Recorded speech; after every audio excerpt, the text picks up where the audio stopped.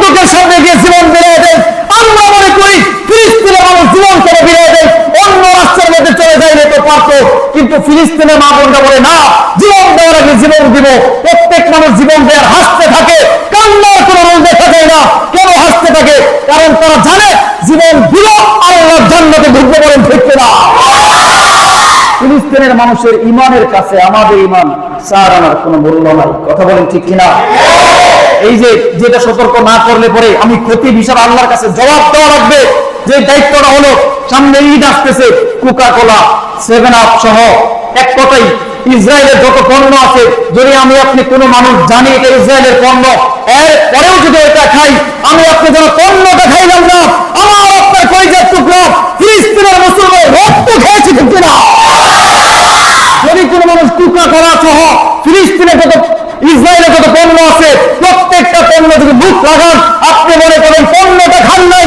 যারা ইহুদি খ্রিস্টানের রাষ্ট্রের মানুষগুলো টাকা দিয়ে তারা সাহায্য করেছে ইসরায়েলকে আমার মুসলমান ভাইকে হত্যা করার জন্য, আপনি যদি তাদের পণ্য খাওয়ার পরে তাদের ব্যবসা চাঙ্গা করে দেন, কারণ কিয়ামতের ময়দানে ফিলিস্তিনের মানুষের বিপক্ষে দাঁড়িয়ে গেছেন, আর ফিলিস্তিনের বিপক্ষে দাঁড়ানোর কারণে আল্লাহর জান্নাত আপনার হারাম হবে ঠিক না? কারণ নবী বলে গিয়েছেন ফিলিস্তিনের মানুষকে ধ্বংস করে দেবে এমন কোন রাষ্ট্রের জন্ম হবে না, কারণ ফিলিস্তিনকে যতই আঘাত করবে তাদের ঈমান আরো বেড়ে যায়। বলেন না সুবহানাল্লাহ? আপনি দেখছেন ছোট ছোট মাসুম বাচ্চাদের লাশ ফালাইয়া 400+ লাখ বিষয় দেওয়া হয়েছে, এরপরেও তারা যুদ্ধ থেকে ফেরত আসে নাই, যুদ্ধ করতেই থাকবে।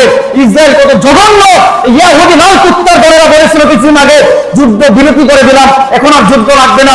হঠাৎ করে দেখা যায় 17 রমজান রাতের বেলায় তারা মিসাইল মেরে আমার আপনার কলিজার টুকরা মুসলমান 400 মানুষকে সময়ের মতো ইফতারের আগ মুহূর্তে হত্যা করে ফেলছে, বলেন ঠিক কিনা?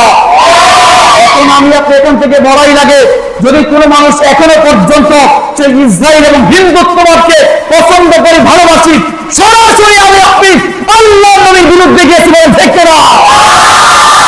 অনেকে এমন ভাবে বলি যে আমাদের দোয়া ছাড়া কিচ্ছু করার নাই, শুধু দোয়া করা ছাড়া আমাদের কিছু করার